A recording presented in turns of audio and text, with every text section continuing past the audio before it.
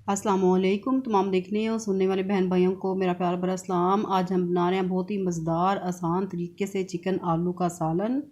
जिसके लिए मैंने लिया 1 कप घी, उसमें हाफ़ के जी आलू ऐड किए, हाफ़ के जी चिकन और 2 लार्ज साइज़ की कटी हुई प्याज ऐड करने के बाद इन्हें अच्छी तरह मिक्स कर लेंगे। जब प्याज हमारी नरम हो जाएगी काफ़ी हद तक, तो हम इसमें शामिल करेंगे कटे हुए टमाटर, हरी मिर्चें कटी हुई और लहसुन और अदरक का पेस्ट।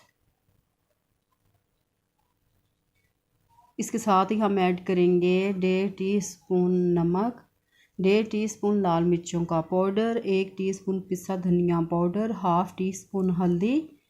इन्हें मिक्स कर लेंगे। मिक्स करने के साथ इसमें हम हाफ़ कप दही ऐड करेंगे। दही ऐड करने के साथ इसे मिक्स कर लेंगे। जब मसाला हमारा अच्छी तरह पक जाएगा चिकन और आलू के साथ, तो हम इसमें ऐड करेंगे 1 गिलास पानी। पानी ऐड करने के साथ इसे मिक्स करके कवर कर देंगे ताकि चिकन और आलू हमारी अच्छी तरह गल जाएं।